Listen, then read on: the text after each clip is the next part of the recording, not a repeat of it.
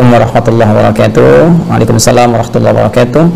Saya sudah berusaha untuk mengikuti program menghafal Al-Quran seperti yang Ustaz diajarkan. Alhamdulillah, semoga Allah berikan pahala terbaik dari segala usaha yang telah Ibu sampaikan dan usahakan.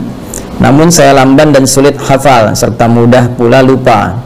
Baik, langkah apa lagi yang harus saya tempuh agar mudah hafal dan tidak mudah lupa? Terima kasih, semoga Ustaz dan keluarga senantiasa sehat walafiat, dan semoga Anda pun diberikan lebih daripada apa yang Anda doakan kepada saya. Waalaikumsalam warahmatullahi wabarakatuh. Sifat hafal dengan lupa itu fitrah kehidupan. Saya mau bicara tentang lupa dulu ya. Lupa itu dibagi dua.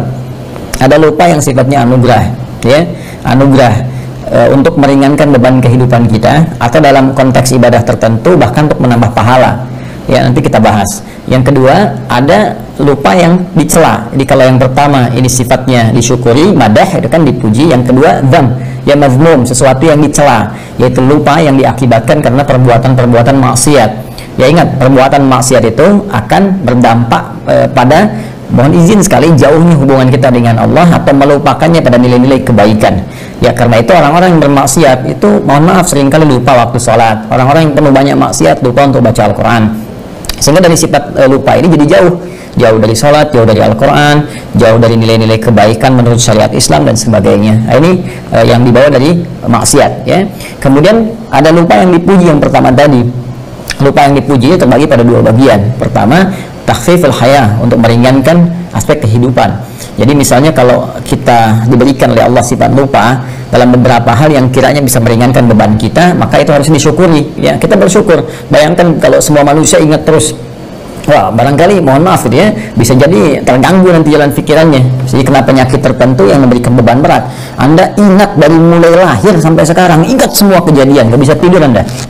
Ya, berat bebannya. Karena itu beberapa bagian tertentu diberikan anugerah lupa oleh Allah Subhanahu wa Ta'ala untuk memberikan keringanan dalam kehidupan kita. Dan sifat lupa ini, masya Allah, dalam beberapa hal kadang-kadang disimpan di bagian terdalam, di memori kita. Nanti saat dibutuhkan, nah, beberapa perjuangan-perjuangan kita itu bisa muncul kembali, kadang diingatkan oleh sebuah kejadian atau yang lainnya dan hikmah-hikmah tertentu.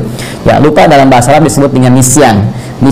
Bahkan ada keterangan dari Ibnu Abbas radhiyallahu taala anhuma yang dikutip oleh Ibnu Manzur dalam kitabnya Lisanul Arab ketika menerangkan tentang nama manusia, insan.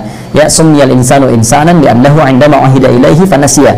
Itu keterangan Ibnu Abbas radhiyallahu taala anhuma yang dikutip oleh Ibnu Manzur dalam kitabnya Lisanul Arab. Ya, kata Ibnu Abbas radhiyallahu taala anhuma, summiyal insanu insanan, insan, manusia diberi nama dengan insan, ya, li'annahu 'indama uhida ilaihi fanasiya. Itu seakar dengan kata nisyan. Yang nisyan yaitu lupa, dari akar katanya nasia. Kenapa?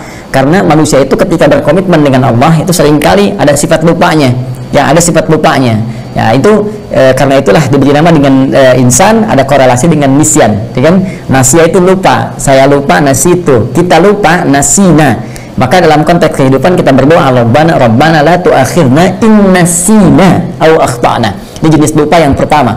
Ya Allah, jangan biarkan kami, ya Allah, ketika kami lupa itu kami berbuat salah gitu. Dengan lupa kami salah. Nah, itu konteks yang tadi saya sampaikan dalam keterangan saya yang pertama. Ada lupa yang cenderung mengarah kepada maksiat. Ada lupa yang sifatnya anugerah yang tadi saya sampaikan, ya, untuk meringankan beban kehidupan. Atau yang kedua, menambah nilai pahala dalam konteks ibadah tertentu. Contohnya apa? Al-Quran.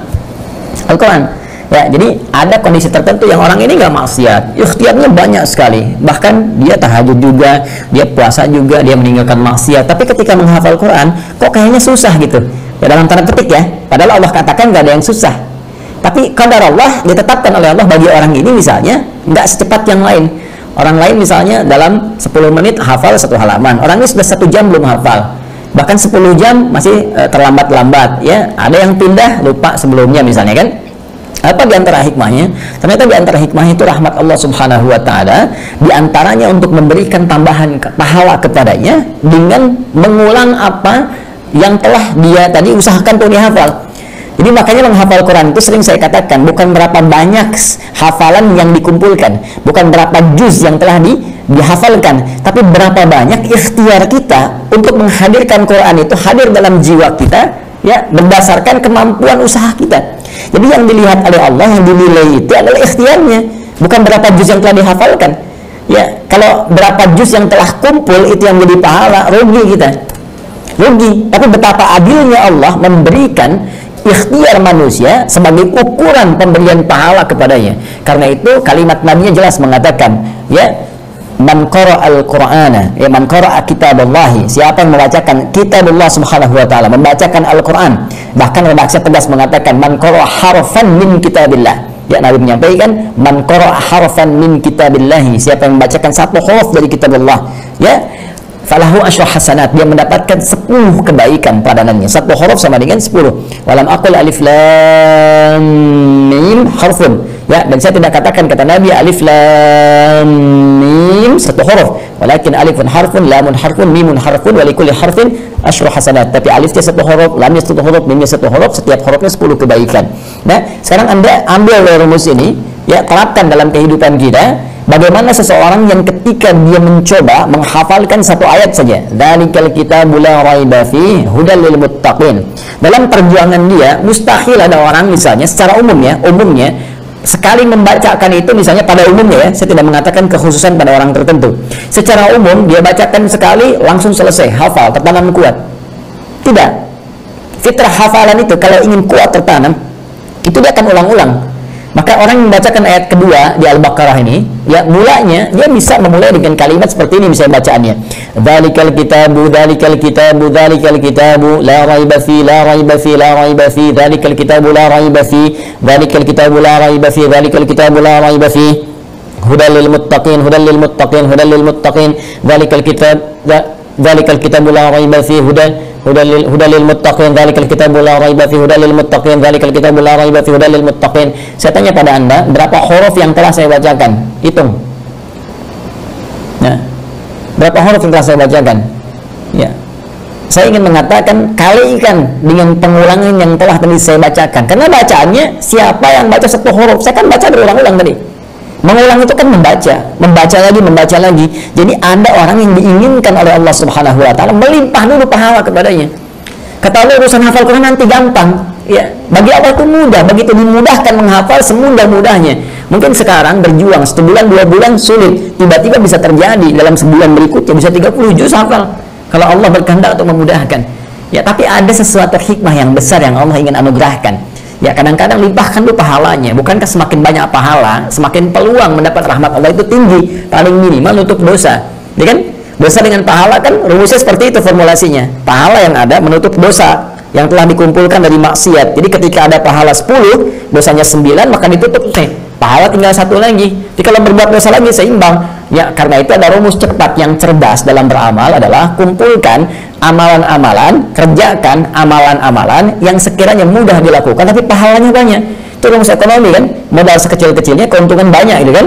Baca Al-Quran itu diantaranya. Baca Al-Quran diantaranya. Begitu Anda bacakan Al-Fatihah aja, ya, Al-Fatihah kan 7 ayat, kalikan berapa huruf?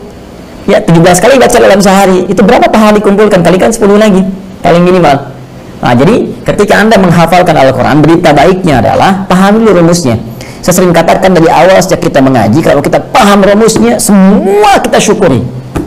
Ya, maka rumus cepatnya sekali lagi, ingat, Allah melihat pada prosesnya, pada ikhtiarnya, bukan berapa banyak yang telah kita hafalkan. Ya, nanti setelah itu terjadi, Allah berikan kemudahan kepada kita semua. Wallazi yatata'ta wa huwa syaqqun 'alaihi falahu ajran. Ya, siapa yang berusaha semaksimal mungkin, tidak pernah putus asa, dia berusaha walaupun terbata-bata mulai menghafalkannya, mengucapkan hurufnya misalnya, maka diberikan 2 pahala, 2 kali lipat, bahkan Allahu Akbar, 2 kali lipat. Diapresiasi kesungguhannya. Masya Allah, ini ada yang 60 tahun, saya lihat yang bahkan 70 tahun itu kan, dan lebih daripada itu masih berusaha menghafal. Ini sangat luar biasa. Sementara orang melalaikan kehidupan akhiratnya, banyak pesta pora, banyak macam-macam, Anda kembali kepada Allah. Ya, dengan mendalami kitabnya, firmannya, ini sangat luar biasa. Dan berapa pahala yang dikumpulkan. Dan kita tidak tahu kapan kita berpulang kepada Allah Subhanahu wa taala. Jadi syukuri nikmat itu dan bawa kepada semangat, jangan putus asa. Ya, dalam konteks kita menghafal. Bismillah, teruskan sampai dalam keadaan kita pulang kepada Allah.